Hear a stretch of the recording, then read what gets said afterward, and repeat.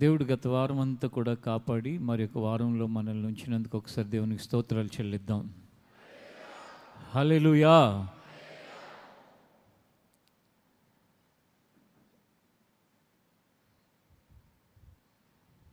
దేవుని వాక్యాన్ని మనం ధ్యానించుకోబోతున్నాం. ఆ దైవ వాక్య ధ్యానంలో మనం ఎంత శ్రద్ధగా ఉంటే అంతగా ఆ వాక్యం మనల్ని సంతోషాన్ని, ఆనందాన్ని, ఆశీర్వాదాన్ని కలిగించేదిగా ఉంటుంది. మనం వాక్యం విషయంలో ఎంత అశ్రద్ధగా ఉంటే వాక్యం వలన మనం ఏ మేలు కూడా పొందలేం. కాబట్టి దేవుని వాక్యం, అందుకే ఒకసారి మీరు కీర్తనల గ్రంథం 1వ అధ్యాయం 1వ వచనం దగ్గరకు వస్తే అక్కడున్న వాక్య భాగాన్ని చదువుకుని ఈరోజు మన ధ్యాన భాగంలోకి దాని తర్వాత వెళ్తాం. కీర్తనల గ్రంథం 1వ అధ్యాయం 1వ వచనం. దుష్టుల ఆలోచన చొప్పున నడవక పాపుల మార్గమున నిలవక అపహాసకులు కూర్చుండు చోటన కూర్చుండక యెహోవా ధర్మశాస్త్రమునందు ఆనందించుచు దివారాత్రము దాన్ని ధ్యానించువాడు ధన్యుడు.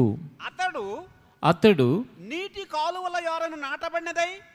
కాలువల యోరన నాటబడినదై ఆకువాడక తన కాలమందు ఫలమిచ్చు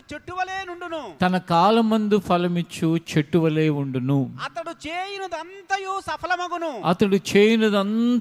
సఫలమగును. చూడండి, ఆ పాయింట్ టు పాయింట్ మీరు చూస్తే 2వ వచనంలో మనకి ఏం కనపడుతుంది? ధర్మశాస్త్రం అంటే దేవుని వాక్యంలో ఆనందిస్తూ దివారాత్రులు దాన్ని ధ్యానిస్తే దే ఆర్ బ్లెస్డ్ అంటున్నాడు. ధన్యులు అంటే ఇంగ్లీష్లో బ్లెస్డ్. ఏం చేయాలంట? వాక్యము అంటే ఆనందం హృదయంలో. రెండోది ఆ వాక్య ధ్యానం. దేవుని వాక్యం ఇలా చెప్తుంది కదా, దేవుని వాక్యం ఇలా మాట్లాడుతుంది కదా, దాన్ని ధ్యానిస్తే, ఆనందించి ధ్యానిస్తే బ్లెస్డ్ అని చెప్పడమే కాకుండా ఆ 3వ వచనం ఏమనుందంటే, అతడు నీటి కాలువల యోరన నాటబడినదై ఆకు వాడక తన కాలమందు ఫలమిచ్చు చెట్టు వలె ఉంటాడు, అతను చేసేదంతా కూడా సఫలమవుతుంది అని ఉంది. అంటే నీళ్ళ దగ్గర ఏ చెట్టు అయితే ఉంటుందో అది ఎలా అయితే పచ్చగాను ఫలభరితంగాను ఉంటుందో, ఒక మనిషి దేవుని యొక్క వాక్యం ఆనందిస్తూ దాన్ని ధ్యానిస్తే అతడు ఫలభరితంగా ఉంటాడు అని చెప్పటమే కాకుండా చివరిగా ఏమని రాస్తుందంటే చేసేదంతా సఫలం అవుతుంది. మనం దేవుని మందిరంలో కూర్చుని కొన్నిసార్లు అనుకుంటాం, నేను చేసేదంతా ఎందుకు అది సక్సెస్ అవ్వట్లేదు, నేను ఏది చేస్తే అది ఫెయిల్ అయిపోతుంది ఏంటి, నేను చేసే సక్సెస్ కాదా, దేవుడిని నమ్ముకున్నాను కదా, ఇలా అనుకుంటూ ఉంటాం. దేవుడు అంటున్నాడు అవుతుంది. ఎప్పుడంటే వాక్యం అంటే నీకు ఆనందం ఉండాలి, ఆ వాక్యాన్ని నువ్వు ధ్యానిస్తూ ఉండాలి, అప్పుడు నువ్వు చేసిందంతా కూడా సఫలం అవుతుంది అన్న తెలుగు మాట యొక్క అర్థం ఇంగ్లీష్లో సక్సెస్ అవుతుంది. హల్లెలూయా, హల్లెలూయా. కాబట్టి ఫండమెంటల్ విషయాలు ఎవరైతే జీవితంలో ఎరిగి భక్తి చేస్తారో వాళ్ళు ఎప్పుడూ కూడా దీవించబడిన వాళ్ళగా ఉంటారు. ఫండమెంటల్ అంటే ఏంటంటే దేవుడు ఏం చెప్తున్నాడు అది ఎరిగిన వాళ్ళు. అంతేకాని నేను క్రైస్తవుడిని, ఆదివారం చర్చికి వెళ్ళకపోతే మంచిది కాదు, ఇలా ఒక ట్రెడిషన్గా కనుక ఒక వ్యక్తి వెళితే అతను చేసేదంతా సఫలమవుతుందని చెప్పలేం. కానీ ఎవరైతే దేవుని యొక్క వాక్యం ప్రకారం వెళితే కనుక వాళ్ళు ఖచ్చితంగా వాళ్ళ జీవితంలో ఆ విజయాలని అందుకుంటారు, ఆ ఆశీర్వాదాలను పొందుతారు. వాళ్ళు ఎప్పుడు కూడా వాళ్ళ జీవితంలో చేసింది విఫలం అవ్వటం అనేది లేకుండా వారి జీవితాలని దేవుడు చేయి పట్టుకుని ముందుకు నడిపిస్తాడు. ఈరోజు ఈ ఆరాధనలో ఉన్నవారిని, దీన్ని ఎక్కడో ఉండి వింటున్న వారినైనా ఈ వాక్య ప్రకారం ఈ మాటను, ఈ వాక్యాన్ని దేవుడు నెరవేర్చునుగాక. ఏ వాక్యాన్ని? దేవుని వాక్యమందు ఆనందించేవారిగాను, దాన్ని ధ్యానించేవారిగాను ఉంచి, దాని ద్వారా వాళ్ళు చేసేదంతా కూడా దేవుడు సఫలం చేయునుగాక. ఇక ఈ దిన ధ్యాన భాగంలోకి మనం వెళ్ళినట్లయితే, మీరు సమూయేలు మొదటి గ్రంథం 1వ అధ్యాయం దగ్గరికి వచ్చి అక్కడున్న ఒక వాక్య భాగాన్ని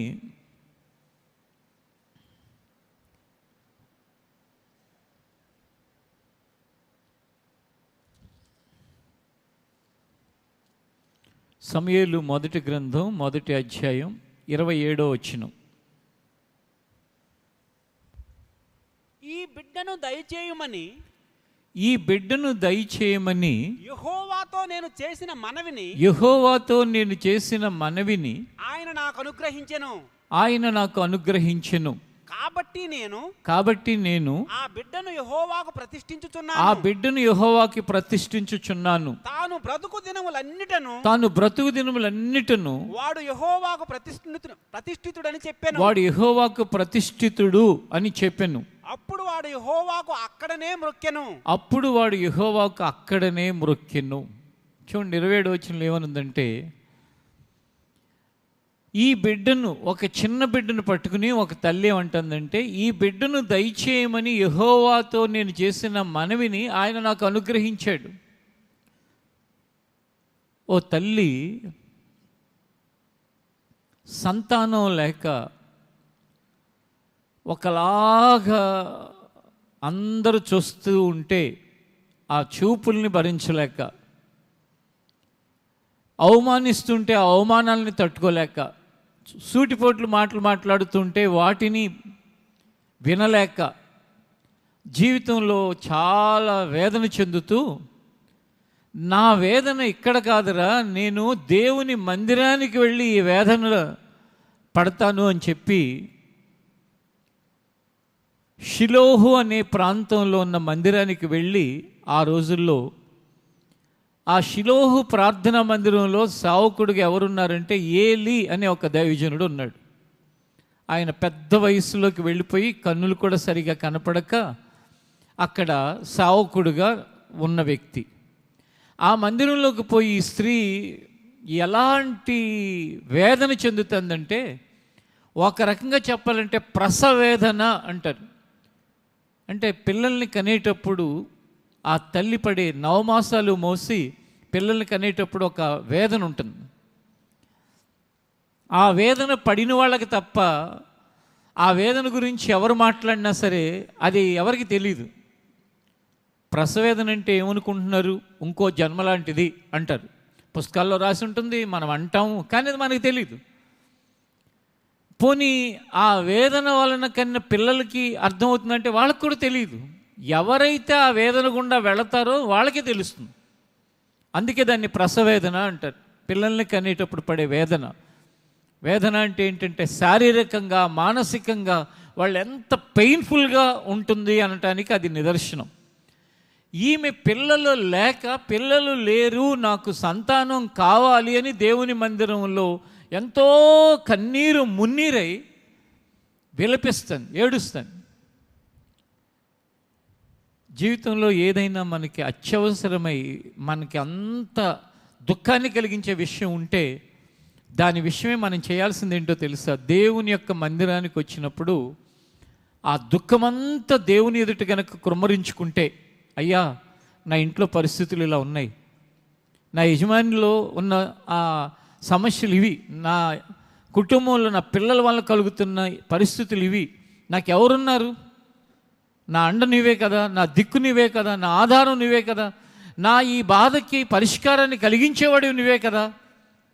ఎవరైనా సరే, అది ఒక్క స్త్రీలనే కాదు, జీవితంలో ఏదైనా మనం భరించలేని బాధని, భరించలేని సమస్యని ఎదుర్కొంటే దానికి పరిష్కారం ఏంటి అంటే దేవుని మందిరంలో కన్నీరు విడవటమే. ఇంటి దగ్గర ఇలా నువ్వు ప్రార్థన చేద్దాం అనేసరికి ఏ ఫోన్ మోగటమో, ఏ స్నేహితులు రావటమో, ఎవరో పిలవటమో, లేకపోతే నీకు కాసేపు ఆగి చేసుకుందాంలే అని ఆ బెడ్ మీద వెళ్ళి పడుకోవటం, ఇలాంటివన్నీ చేస్తాం. అదే దేవుని మందిరంలో అయితే ప్రార్థనకు వచ్చాం, అంత ఆధ్యాత్మిక వాతావరణం ఉంటుంది. నీ ప్రక్కన వాళ్ళు పాడుతూ ఉంటారు, ప్రార్థన చేసుకుంటూ ఉంటారు, వాక్యం వింటూ ఉంటారు. ఆ ఆధ్యాత్మిక వాతావరణంలో నీకున్న ఏ సమస్య అయినా సరే, మీలో చిన్నపిల్లలే కానీ, పెద్దవాళ్లే కానీ, స్త్రీలే కానీ, పురుషులే కానీ, ఏ సమస్యకైనా, ఇప్పుడు అనారోగ్యం ఏదైనా ఉంటే టక్కుమని చెప్పి మనకు తెలిసిన మందులు వాడతాం, దానివల్ల తగ్గకపోతే డాక్టర్ గారిని చూడటానికి వెళ్తాం, అంటే ఆయన కలుసుకోవటానికి వెళ్తాం. ఎందుకంటే అక్కడికి వెళితే నాకు నా అనారోగ్య సమస్య పరిష్కారం అవుతుంది అని.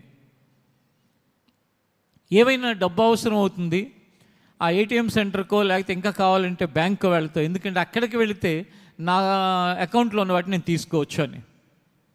ఇవన్నీ ఎంత నిజాలో దీనికంటే ఎక్కువైన నిజం, ఏదైనా సమస్య ఉంటే దేవుని యొద్దకు వస్తే ఆయన పరిష్కారం చేస్తాడు అనేది అంతకంటే నిజమైన వాస్తవం.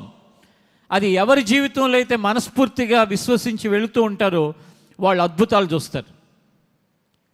బాల్యము నుండి ఒక వ్యక్తి, బాలికైనా బాలుడైనా యవనస్తులైనా ఎవరైనా కూడా తెలుసుకోవాల్సింది ఏంటంటే, ఏ పరిస్థితికైనా, ఏ అవసరానికైనా, ఏ సమస్యకైనా నేను దేవుని దగ్గరికి వెళ్తాను.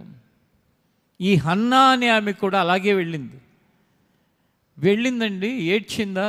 ఏడిస్తే చెప్పాను కదా, కన్నులు సరిగా కనిపించని సేవకుడుగా ఏలి ఆ రోజుల్లో అక్కడ యాజక ధర్మం చేస్తూ అతను ఆమెని సరిగా చూడలేడు కాబట్టి ఆ రోదన, ఆ వేదన, ఆ దుఃఖం చూసి అంటున్నాడు, ఏంటి ఇంకా ఇంత పొద్దుగోకకు ముందే ఎవరు ఈమె ఏదో త్రాగి వచ్చినట్లుగా ఉందే, ఇలాంటి శబ్దం నేను వింటున్నానంటే ఈమె ఏమైనా తాగి వచ్చిందా అంటే ఆమె యొక్క మనోవేదనని, కన్నీటి ప్రార్థనని ఆయన అపార్థం చేసుకున్నాడు. ఏమనుకున్నాడంటే ఎవరో త్రాగేసి వచ్చి ఏదేదో అరుస్తుంది అనుకున్నాడు. కానీ అప్పుడు ఆమె ఏం చెప్పిందంటే, అయ్యా నేను అలాంటి దానను కాదు, నాకు సంతానం లేరు అనే దానిని బట్టి నేను దేవుని దగ్గర నా యొక్క ఆత్మను కుమ్మరించుకుంటున్నాను అంతే. అంటే ఏదైనా అవసరం వస్తే ఏం చేయాలి? ఆత్మను చెప్పాలి, దేవుని దగ్గర కుమ్మరించుకోవాలి. అయ్యా ఇది నా పరిస్థితి. ఈ సృష్టి యావత్తులో నుండి, ఇక్కడే కాదు ఈ భూమి మీద ఎక్కడైనా హృదయ లోతుల్లో నుండి ఒక వేదనని దేవుని దగ్గర కుమ్మరించిన ఏ వ్యక్తికి దేవుడు అతను ఏది అడుగుతున్నాడో అది చేయక మానడు. కాబట్టి నీ జ్ఞానాన్ని ఉపయోగించి, నీ దగ్గర ఉన్న తెలివితేటలను ఉపయోగించి నీ సమస్యకి పరిష్కారం ఏదో విధంగా జరగాలని నువ్వు ప్రయత్నం చేస్తే చేయగాని ఆ ప్రయత్నాలు కూడా విఫలమైనప్పుడు, అంటే ఆ ప్రయత్నాలు కూడా విజయవంతం కానప్పుడు నీకున్న ఒకే ఒక్క దారి కనిపించేది ఏంటంటే దేవుని దగ్గర మోకరిల్లి నీ హృదయ బాధ అంతటినీ ఆయనతో చెప్పేయటమే. అప్పుడు ఎప్పుడైతే మనము బ్రేక్ అవుతామో అప్పుడు దేవుడి పని ప్రారంభమవుతుంది. ఏదో పైకి మాట్లాడినప్పుడు దేవుడి పనులు ప్రారంభం అవ్వవు. మనం హృదయం బద్దలవ్వాలి. అప్పుడప్పుడు ఉపవాస ప్రార్థనలో మీరు చూస్తారు కదా, కన్నీటితో, రోదనతో, వేదనతో ఎన్నో విషయాలు ఏడుస్తూ ఎంతోమంది ప్రార్థన చేస్తూ ఉంటారు. రోదిస్తూ వేదనతో చేసే ఏ ప్రార్థన దేవుడు అలక్ష్యము చేయడు. అలాగే ఆ హన్నా ప్రార్థన అలక్ష్యం చేయకుండా, అలక్ష్యం అంటే నేను పట్టించుకోకుండా ఉండడు, పట్టించుకుంటాడు. నువ్వు ఏడిస్తే మీ తల్లిదండ్రులు పట్టించుకోకపోవచ్చు, నువ్వు ఏడిస్తే మీ స్కూల్లో కాలేజీలో పట్టించుకోకపోవచ్చు. నిజంగా నిజమైన కారణం కోసం కన్నీరు పెట్టామా దేవుడి దగ్గర, ఆయన ఖచ్చితంగా దాన్ని పట్టించుకుంటాడు. ఈ హన్నా అనే స్త్రీ ఏడ్చింది కదా, కరెక్ట్గా దేవుడు ఏం చేశాడో తెలుసా? తన సేవకుడి ద్వారా చెప్పించాడు, వచ్చే సంవత్సరం ఈ పాటికి నువ్వు కుమారుణ్ణి కంటావు అని.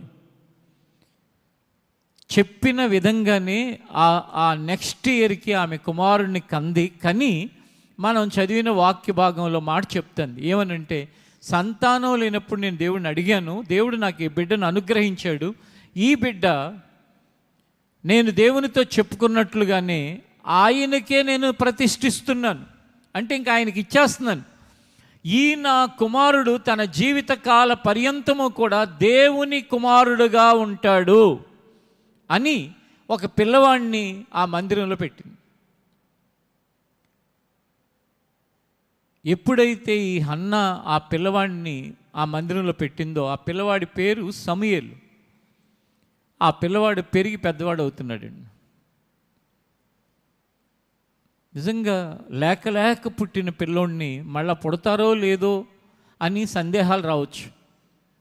ఒకవేళ పుట్టిన అబ్బాయి పుడతాడో అమ్మాయి పుడతాడో, ఇప్పుడు అబ్బాయి పుట్టాడు కదా నాకే ఉంచుకోవాలి అని అనుకోవచ్చు. కానీ ఆ తల్లి ఏం చేసిందంటే, నాకు దేవుడు ఇచ్చాడు, నేను దేవునికి ఇస్తున్నాను అనుకుంది. ఆ త్యాగంలో నుండి ఆ పిల్లవాడు భవిష్యత్తులో ఏమయ్యాడో తెలుసా?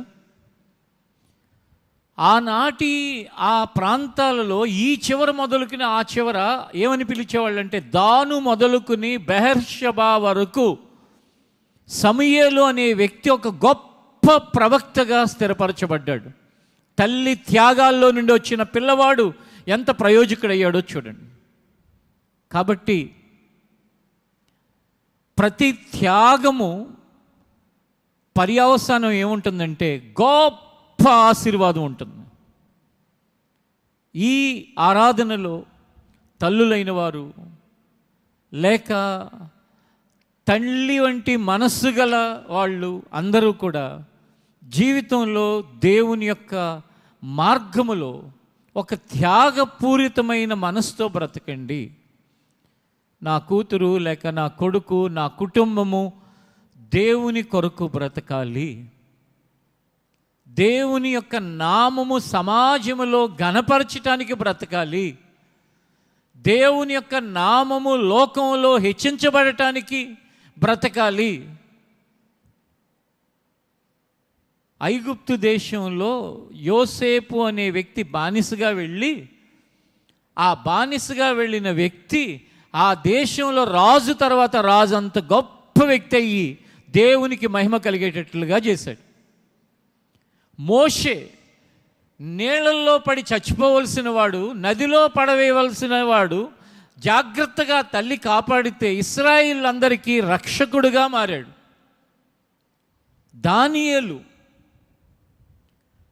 పరదేశానికి అతను ఒక బానిసగా వెళ్ళిన వ్యక్తి ఆ దేశంలో రాజుకి ఒక ప్రధానమైన ముఖ్యుడుగా మారాడు. జీవితం అంటే మనమేమో గెడ్డిపరక లాంటి వాళ్ళం, గొప్ప గొప్ప స్థానంలో ఉన్న వాళ్ళు పైనుండి క్రిందకి దిగరు, అందరూ మనుషులే.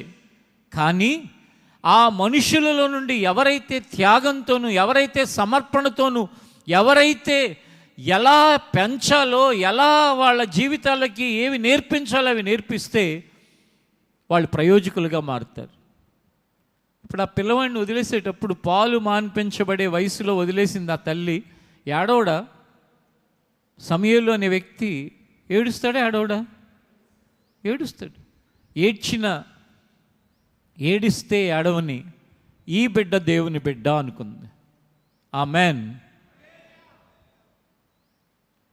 ఇప్పుడు సండే స్కూల్కి వెళ్ళని ఏడుస్తున్నారు అనుకోండి, అక్కడే పెట్టుకుని సర్లేరా ఉండరా, సర్లే ఉండు అని చెప్పేసి, అవసరమైతే వాళ్ళైనా చర్చి అనే మానేస్తారు కానీ సండే స్కూల్ లేని చర్చి చూసుకుంటారు కానీ ఆ పిల్లల్ని జ్ఞానం నేర్పే స్థలంలో ఉంచడానికి ఇష్టపడరు. పిల్లల కాళ్ళకి మట్టి అంటకూడదు, వాళ్ళ కడుపు మాడకూడదు, వాళ్ళకి ఎక్కడ అవమానం కలగకూడదు, ఎక్కడ ఇబ్బంది కలగకూడదు. ఈ రోజుల్లో తల్లిదండ్రుల ప్రవర్తన అది. ఆ ప్రవర్తన కారణం చేతే తర్వాత రోజుల్లో కొట్టించుకుంటున్నారు, చంపించుకుంటున్నారు. తర్వాత రోజుల్లో వాళ్ళు పనికిమాలినాళ్ళుగా మారుతున్నారు. ఆల్రెడీ అలా జరిగిన వాళ్ళని ముందున్న తరాలను చూసైనా ఈ తరంలో బుద్ధి తెచ్చుకోవట్లా. మీరు ఎక్కడైనా చూడండి, పెయిన్తో పెరిగిన ప్రతి వ్యక్తి, శ్రమల గుండా వచ్చిన వ్యక్తి, త్యాగంతో వచ్చిన వ్యక్తి, సమర్పణతో వచ్చిన వ్యక్తి ఒక ప్రయోజకుడుగా నిలబడతాడు. ఇక్కడ ఈ షిలోహు మందిరంలో మనం చదువుకున్న వాక్య భాగంలో ప్రతిష్ఠించింది కదా తల్లి. ఆ మందిరంలో ఒకసారి మరలా 2వ అధ్యాయంలోకి రండి.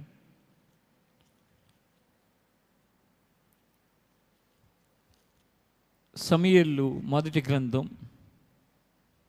2వ అధ్యాయం 1వ వచనం నుండి.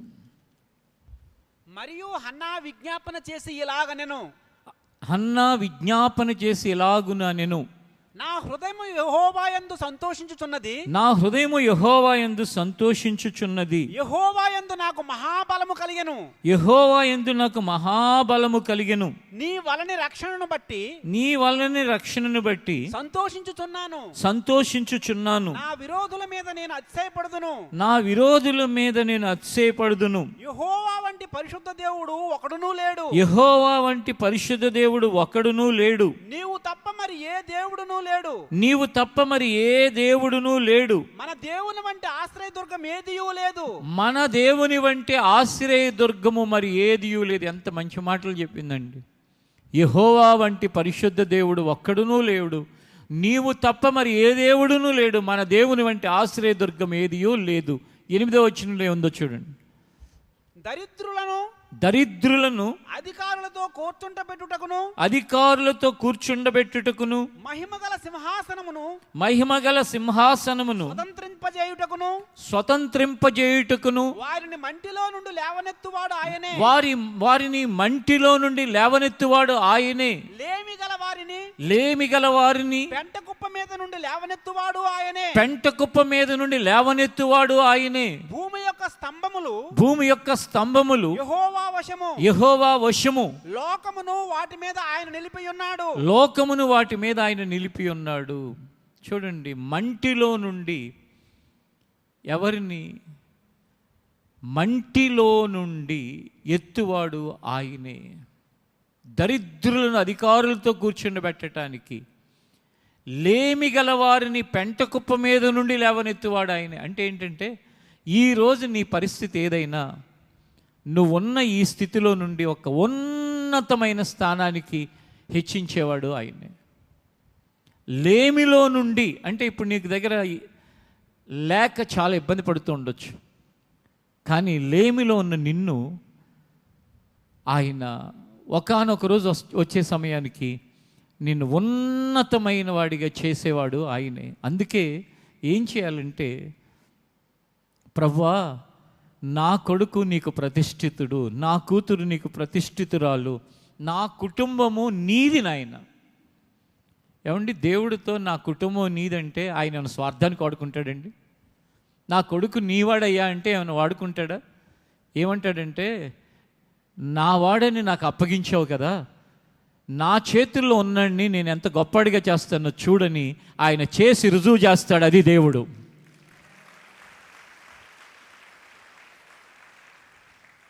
ఇరవై 25 సంవత్సరాల క్రితం పరిచర్య ప్రారంభించినప్పుడు, అప్పుడు కంబైన్డ్ స్టేట్గా ఉండేది ఆంధ్ర ప్రాంతం, తెలంగాణ అంతా. ఆ దినాలలో రకరకాలుగా రాయలసీమ ప్రాంతం నుంచి, ఆంధ్ర ప్రాంతం నుంచి, నల్గొండ లేక ఇటు మిర్యాలగూడ లేక ఇంకా సూర్యాపేట ఇంకా భువనగిరి, ఇలా అనేక ప్రాంతాల నుంచి ఒక్కొక్కరు అప్పుడు మందిరంలో ఉండేవాళ్ళు. అంతా మొత్తమే చూస్తే ఒక 100 మంది లోపు. ఇంకా ఫస్ట్ రోజులు అయితే 30 మంది, అస్సలు ఫస్ట్ అయితే 2. వాళ్ళందరూ అలా వచ్చి ఎక్కడెక్కడో, వాళ్ళ తల్లిదండ్రులు ఎక్కడెక్కడో ఉండేవాళ్ళు, వాళ్ళ పరిస్థితులు, వాళ్ళు చిన్న చిన్న కూలి పనులు, వ్యవసాయ పనులు చేసుకునేవాళ్ళు.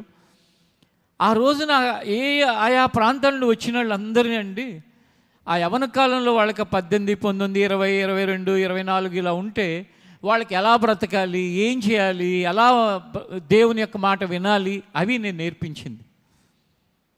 ప్రభువా మేము నీ వారం ప్రభువా, మాకంటూ ఏమీ లేదు, నువ్వు మా దేవుడివి. వాళ్ళలో కొంతమంది వయసులో కొన్ని రకాల తొందరలు ఉంటాయి కదా, మీ అందరికి తెలిసినవే. తెలిసి తెలియక వాళ్ళు ఒకళ్ళిద్దరు అట్లాంటి దారిలో వెళుతుంటే పిలిచి, అలా కాదు బాబు, అలా ఉండకూడదు, ఇలా ఉండాలి, ఇలా ప్రవర్తించాలి, ఇలా నడవాలి, నువ్వు చేసే పని మంచిది కాదు, ఇప్పుడు నీకు అలా అనిపిస్తుంది, తర్వాత చాలా ప్రమాదం, నేర్పించి నడిపించి వాళ్ళని దేవుడి చేతుల్లో పెడితే 25 సంవత్సరాల తరువాత వారిలో అనేకులు వాళ్ళ తల్లిదండ్రులకి, సమాజానికి, సంఘానికి ప్రయోజనకరమైన వారిగా దేవుడు మార్చాడు. ఎందుకొరకో తెలుసా? దేవుని చేతుల్లో పెడితే దేవుడు అది చేస్తాడండి. దేవునికి అప్పగిస్తే దేవుడు అలా నడిపిస్తాడు. అంతేగాని వాళ్ళ యొక్క జ్ఞానము కాదు, లేక నాకున్న ఆలోచనలు కాదు, నా జ్ఞానము కాదు, లేక మాకున్న ఏది కాదు. మనమందరము మట్టివారమే. మనమందరము అనేక రకాలైన అజ్ఞానములో బ్రతుకుతున్న వారమే. కానీ ఆ దేవుడు ఆయన చేతుల్లో పెట్టిన దాన్ని ఎలా ఆశీర్వదిస్తాడు అనటానికి కళ్ళ ముందున్న ఈ సంవత్సరాలన్నీ ఉదాహరణలు. ఇప్పుడు కూడా ఎంతోమంది యవనస్తులు ఉంటారు. వారిలో ఎవరైతే పూర్తిగా ఈ పిల్లవాడు నీ కొడుకయ్యా, ఈ పిల్ల నీ కూతురయ్యా అని దేవుని చేతులకు అప్పగిస్తారో, తల్లిదండ్రులు కానీ సంఘంలో కానీ, వాళ్ళు ఖచ్చితంగా అన్ని విషయాల్లో ప్రయోజకులు అవుతారు. కానీ కొంతమంది తల్లిదండ్రులు ఏం చేస్తారో తెలుసా? దేవా ఆశీర్వదించి అంటారే కానీ దేవుడి మాట ప్రకారం వాళ్ళు నడిపించరు, వీళ్ళ సొంత మాటల ప్రకారం నడిపిస్తారు. నిన్న ఒక తండ్రి వచ్చాడు రాత్రి 11 గంటలకి. ఆ కుటుంబంలో సమస్య ఉండి వాళ్ళ కొడుకు మీద కంప్లైంట్ చేస్తున్నాడు, మా అబ్బాయి ఇట్లా చేస్తున్నాడు, అట్లా చేస్తున్నాడు. నేను అన్నాను, మీ అబ్బాయికి స్పోర్ట్స్ బైక్ కొనిచ్చిన వాడు ఎవడో చెప్పాను. ఆ బైక్కి ముందు అమాయకంగానే ఉండేవాడు ఆ పిల్లోడు. వాడు వద్దు నాన్న అంటే తండ్రి అన్నాడంట, నేను చచ్చిపోతాను, ఏ రోజు చచ్చిపోతానో తెలియదు, నువ్వు ఈ బండి కొనుక్కో అన్నాడండి. అంటే ఎలాంటి దరిద్రమైన ప్రవర్తన చూడండి. అంటే చచ్చిపోతాడంటే మీరేమైనా ఏదైనా మరణకరమైన రోగం వచ్చిందేమో అని అనుకోబాకండి. మరణ భయం, చిన్న చిన్న అనారోగ్యాలు. ఇప్పుడు ఏ షుగరో బీపీనో లేకపోతే ఏదో చిన్న గ్యాస్ట్రిక్ ట్రబుల్ ఉందనుకోండి, నేను ఎప్పుడు చచ్చిపోతానో తెలియదంటే అది జోక్. అది ఎందుకు చచ్చిపోతావు అంత చిన్నదానికి? నేను చెప్పిన ఆ తండ్రికి కూడా ఇలాంటిది ఏదో చిన్న సమస్య, కడుపులో నొప్పి అనుకోండి. కొడుకుని అన్నాడంట, అరే అన్న చిన్న బండి కొనుక్కోమంటున్నాడు, నువ్వు కూడా అదే కొనుక్కుంటానంటున్నావు, నేను ఏ రోజు చచ్చిపోతాను తెలియదురా, నా కోరిక తీర్చరా ఈ బండి కొనుక్కుని అన్నాడు.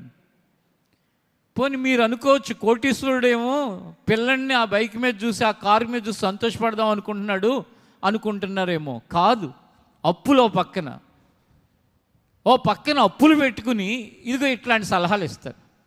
అలాంటి వాళ్ళ పిల్లల యొక్క జీవితాల్లో ఎక్కడికి వెళ్తారో నాకు తెలియదు. కానీ దేవా, ఇదిగో నా కుమారుడు నీ చేతుల్లో పెడుతున్నాను, ఇదిగో నా కుమార్తెని నీ చేతుల్లో పెడుతున్నాను, ఇదిగో వీళ్ళు నీ పిల్లలు, వీళ్ళని నువ్వు దీవించి ఆశీర్వదించి ముందుకు నడిపించంటే మాత్రం వాళ్ళని ఖచ్చితంగా నువ్వు ఊహించిన దానికంటే ఉన్నతంగా ఆయన నిలబెడతాడు. అది దేవుడు.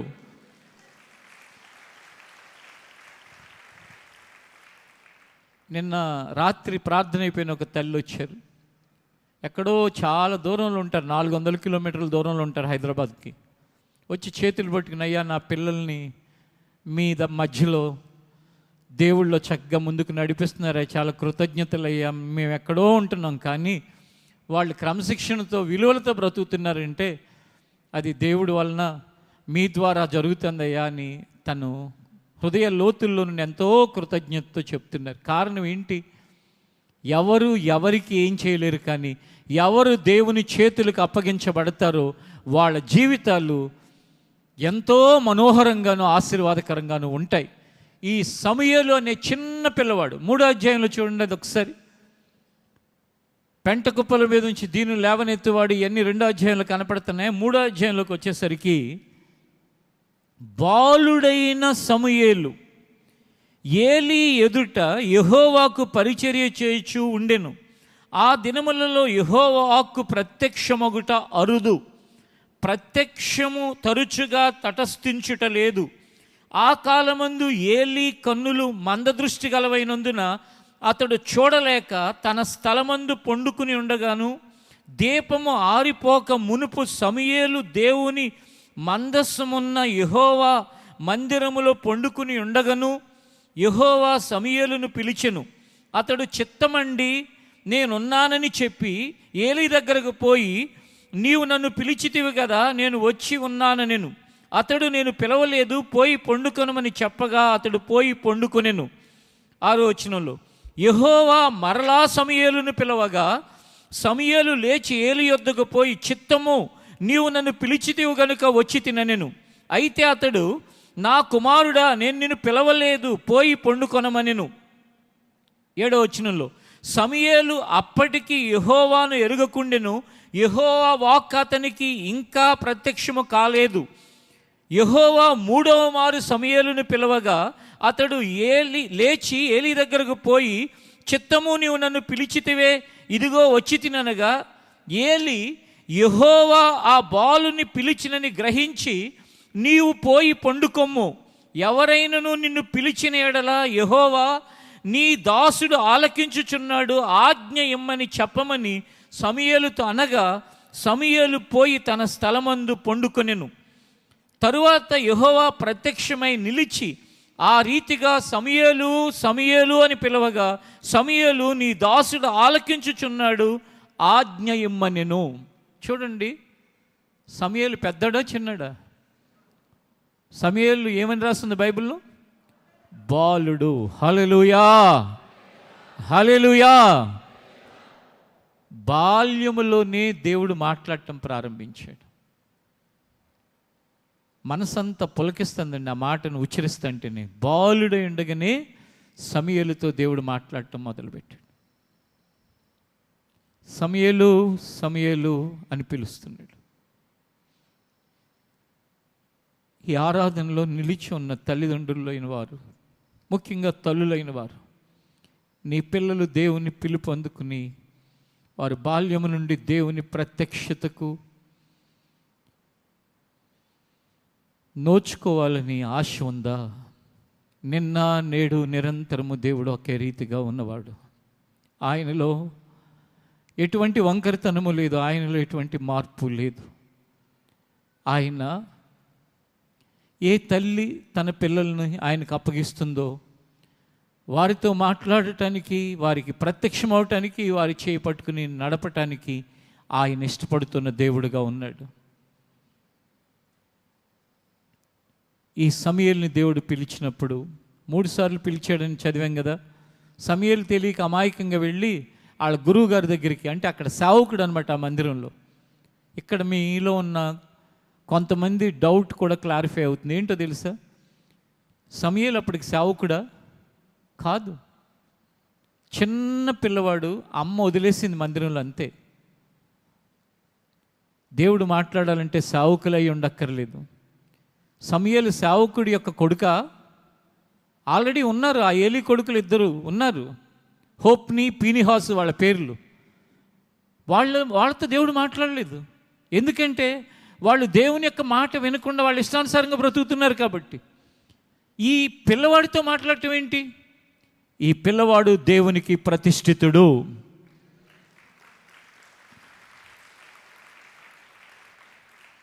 ఈరోజు మదర్స్ డే సందర్భంగా ప్రతి తల్లి నా కుమారుణ్ణి, నా కుమార్తెని దేవుని చేతుల్లో పెట్టడానికి నేను ఇష్టపడాలి అనే ఒక ఆశను కలిగి ఉండండి. ఆ ఆశ మిమ్మల్ని, మీ పిల్లల యొక్క భవిష్యత్తుని దేవునికి ఇష్టలుగా మారుస్తుంది. నేను దేవుణ్ణి 17వ సంవత్సరంలో నా సొంత రక్షకుడిగా అంగీకరించి కన్నీరు మున్నీరుగా నా పాపాల కోసం పశ్చాత్తాపడి నేను మారు మనసు పొందితే, నా 17వ సంవత్సరం నుంచి మా అమ్మ మా చర్చికి నన్ను అప్పగించింది. అంటే ఇంటికి రావద్దని సమయంలో చెప్పలేదు, కానీ అక్కడున్న దైవజనుడు, అక్కడున్న దేవుడిని హత్తుకుని బ్రతుకుతున్న అక్కడ ఆ రోజుల్లో మా మేనమామ ఒక ఆయన ఉండేవాళ్ళు. ఆ తర్వాత రోజులు ఆయన సేవ చేశారు. ఆయనకి అక్కడున్న పాస్టర్ గారికి చెప్పింది. ఎప్పుడైనా కాలేజీ అయిపోయి సెలవులు వస్తే మేము అక్కడ మందిరంలో ఉండేవాళ్ళం. ఆ మందిరం పరిసర ప్రాంతాల్లో ఉండేవాడిని. నేను ఉండేవాళ్ళం అంటే ఇంక నాతో ఎవరు కాదు, నేను. లేక మా మేనమామ గారు ఇంట్లో ఉండేవాడిని. కేవలం దేనికోసం అంటే దేవుని యొక్క మందిరంలో జరిగే ప్రార్థనల్లో ఉండొచ్చని. అప్పటికి మా అమ్మ వాళ్ళంతా విశాఖపట్నం దగ్గర ఉండేవాళ్ళు, మా నాన్నగారు జాబ్ అయితే. అక్కడ అవకాశం లేక నాకు, నేను ఎక్కడ మారానో ఆ మారిన ప్లేసు, ఆ మందిరాన్ని వదలలేక అక్కడ ఉండేవాడిని. 17వ సంవత్సరం నుంచి నేను జాబ్ కొరకు హైదరాబాద్ వచ్చి వరకు ఇంచుమించు ఒక 5 సంవత్సరాలు నిజంగా సెలవులు వచ్చినా ఆ మందిరం ప్రాంతంలోనే, ఎప్పుడైనా ఖాళీ ఉన్నా అక్కడే. ఆ రోజులు, ఆ దినాలు అవన్నీ దేవునికి దగ్గర చేసే నన్ను, దేవుని యొక్క ఆత్మచేత నింపబడే అవకాశాన్ని కలిగించే, దేవుని యొక్క మహిమను అనుభవించడానికి సహాయం చేసే ఈరోజున ఇక్కడ నిలబడి, లేక ఈ మినిస్ట్రీని క్రమంతోనూ, నిజాయితీతోనూ, నీతితోనూ, భక్తితోనూ ప్రజలను నడిపించటానికి గుండెల నిండా ఆ తపన దేని నుండి వచ్చిందంటే, ఆ దినాల్లో ఆ చిన్న వయసులో ఆ మందిర ప్రాంతాల్లో ఉండి అక్కడ విన్న మాటలను బట్టి వచ్చింది తప్ప వేరే విధంగా రాల. కాబట్టి నీ పిల్లలు దేవుని యందు భయభక్తులు కలిగి వారు దేవుని పిల్లలు అన్నట్లు ఎవరైతే పెంచుతారో వాళ్ళ జీవితాలు ఊహకు అందని విధంగా దేవుని చేత నడిపించబడతాయి. అంతేగాని మన కోరికలు తీరటానికి నా కొడుకు నన్ను ఇలా తీసుకెళ్తాడేమో, అలా తీసుకెళ్తాడేమో, నా కొడుకు నాకు ఇలా చేయాలి, అలా చేయాలి, ఎంతోమంది వాళ్ళ స్వార్థం కోసం పెంచి పెద్ద చేస్తారు.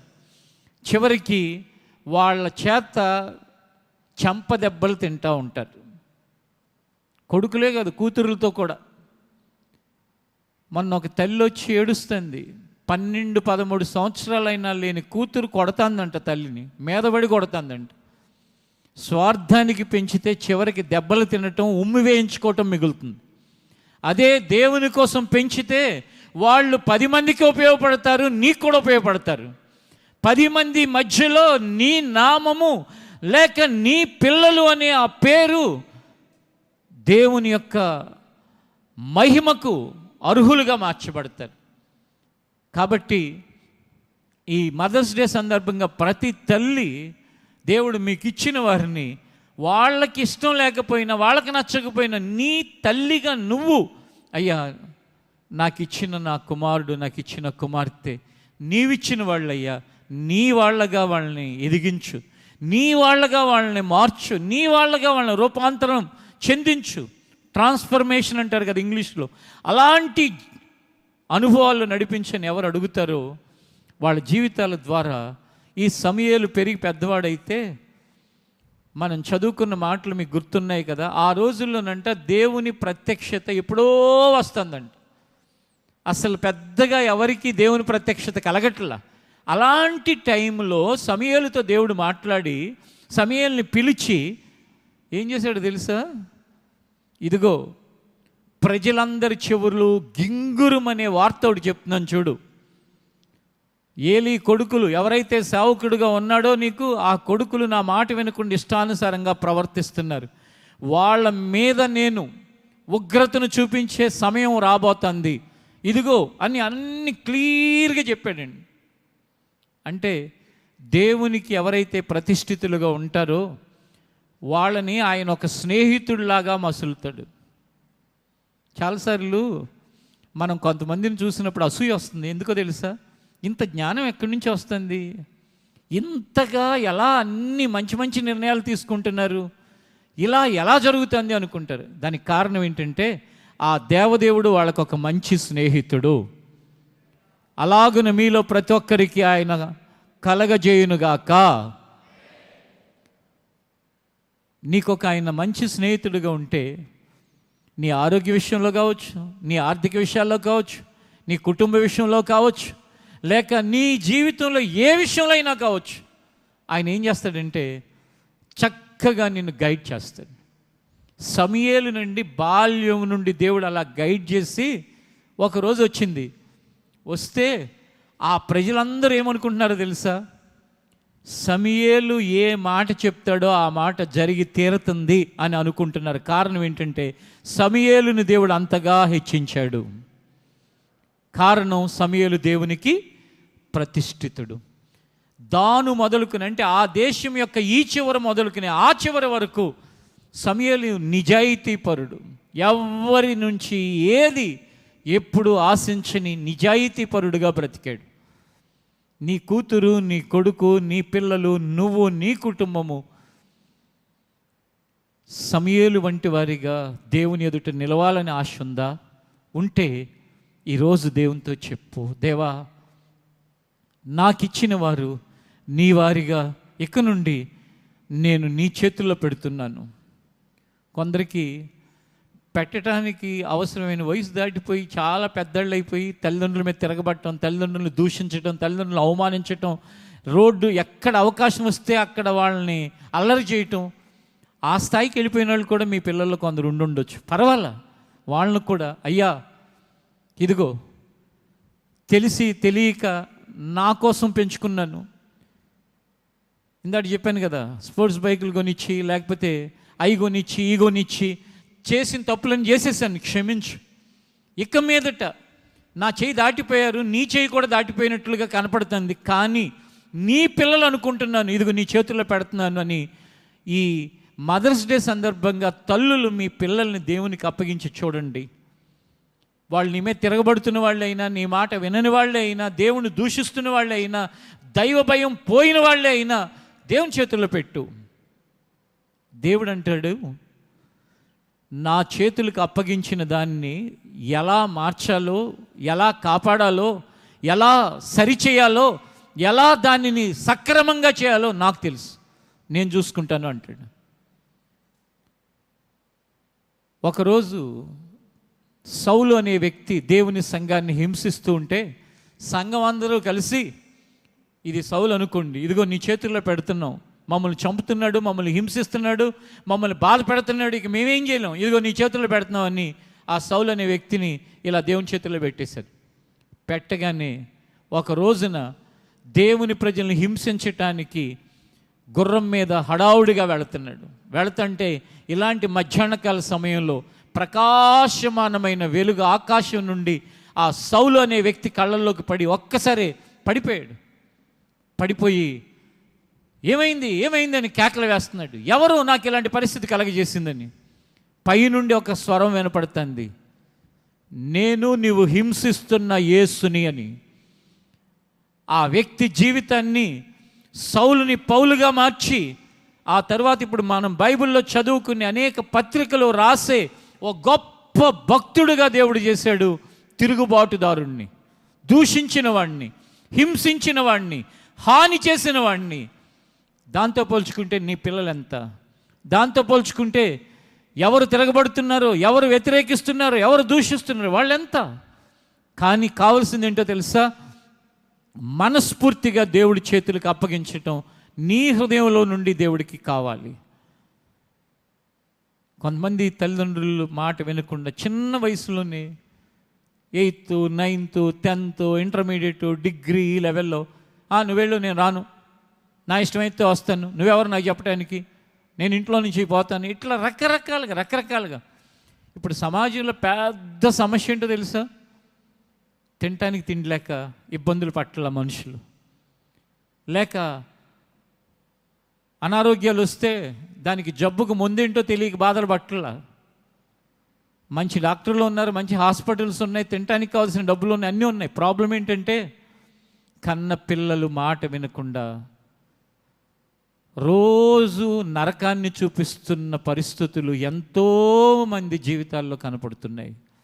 వీటికి పరిష్కారం, వీటికి మార్గం, సమూయేలు తల్లి ఏ విధంగా ఆ పిల్లవాడిని దేవుని చేతుల్లో పెట్టిందో, జరిగిన తప్పులేవో జరిగాయి, చేసిన తప్పులేవో చేసావు, అజ్ఞానంతోనో తెలుసో తెలియకో అయిపోయింది, వదిలే, అయిపోయింది, దాని గురించి బాధపడకు. ఇప్పుడైనా ఇదిగో నీ చేతుల్లో పెడుతున్నాను,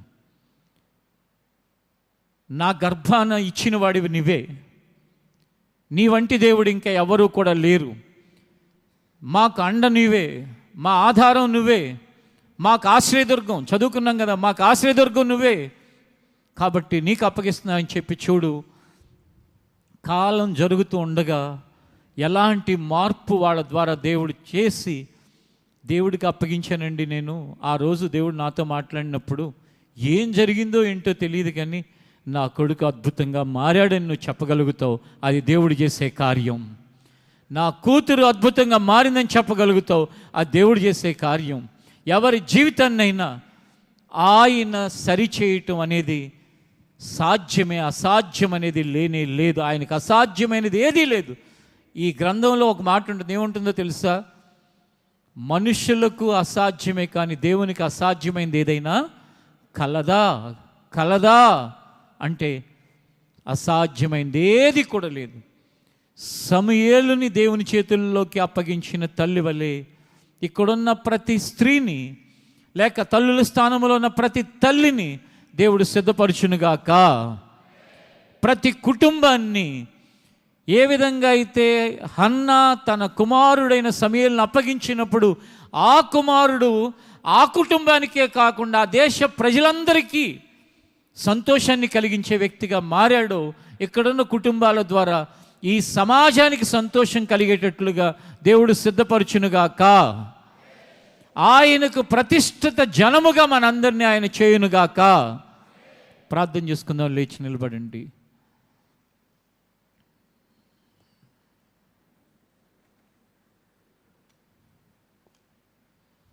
లేచి నిలిచిన వారందరూ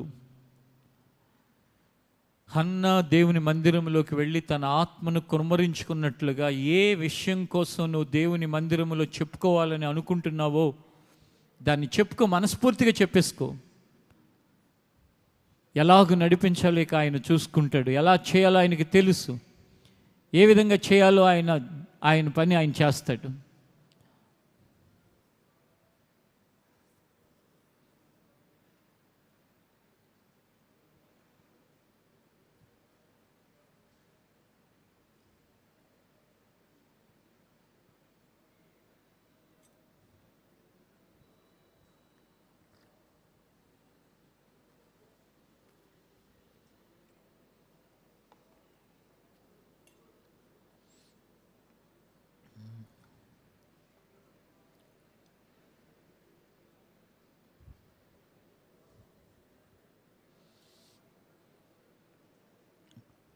నీ పిల్లలు దొంగలై తిరుగుతుంటే నీకు నిద్ర ఎట్లా పడుతుంది?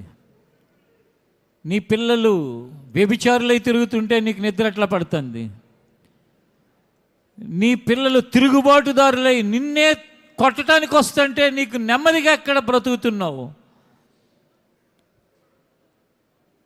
చెడు అలవాట్లలో బానిసలై తిరుగుతుంటే ప్రశాంతంగా ఎలా ఉంటున్నావు? చావో రేవో తేల్చుకునే రోజు ఇదే. దేవా, ఈ జీవితం ఉంటే నీ కోసం, లేకపోతే నీ రాజ్యానికైనా నేను వస్తాను, కానీ నా పిల్లలు అసహ్యకరమైన బ్రతకూడదు ప్రభువా.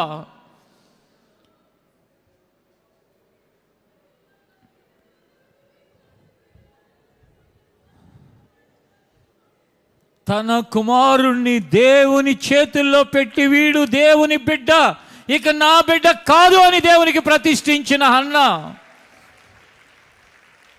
అందుకే సమూయేలు అంత గొప్ప ప్రవక్తగా రూపాంతరం చెందాడు.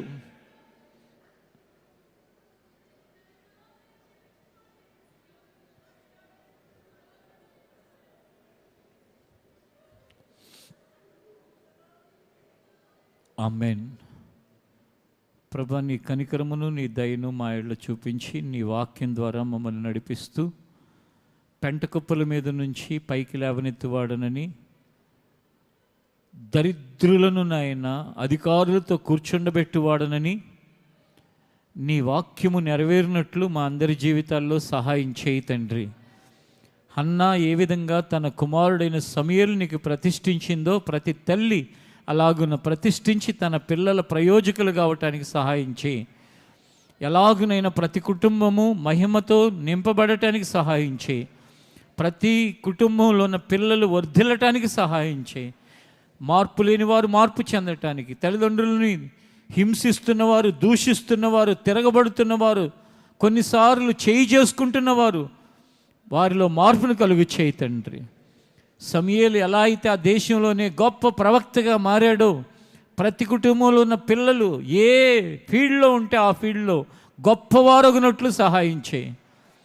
ఉన్నతమైన స్థానాలకు నడిపించు. నీకు మహిమకరమైన ప్రజలుగా చేయండి. ఈ 2వ వారం నీ కృపను, నీ సమాధానమును, నీ మంచితనాన్ని మాకు కనపరిచి వాక్యం ద్వారా మమ్మల్ని దర్శించి మా సమస్యలకు పరిష్కారం నీ సన్నిధిలో మా ఆత్మను క్రమరించుకోవటం అని తెలియపరిచినందుకు వందనాలు చెల్లిస్తున్నాను. కన్నీటి ప్రార్థన అనుభవాలు దయచేయండి. పశ్చాత్తాపంతో కూడిన వేదనకరమైన ప్రార్థన దయచేయండి. నీ చేతుల్లో ప్రతి వారిని పెడుతున్నాను. ఈ తల్లిదండ్రులు, ముఖ్యంగా తల్లులు వారి పిల్లలు నీ చేతుల్లో పెట్టినట్లు నీ సేవకుడుగా తండ్రి స్థానంలో ఉండి వీరందరినీ నీ చేతుల్లో పెడుతున్నాను. సమూయేలును తల్లి పెట్టినప్పుడు సమూయేలును దీవించినట్లుగా, సమూయేలును గొప్ప వ్యక్తిగా చేసినట్లుగా, ప్రత్యక్షత ఇచ్చినట్లుగా వీరికి ప్రత్యక్షతలు అనుగ్రహించి శ్రేష్ఠులుగా చేయమని యేసు నామములో అడుగుచున్నాం తండ్రి, ఆమేన్.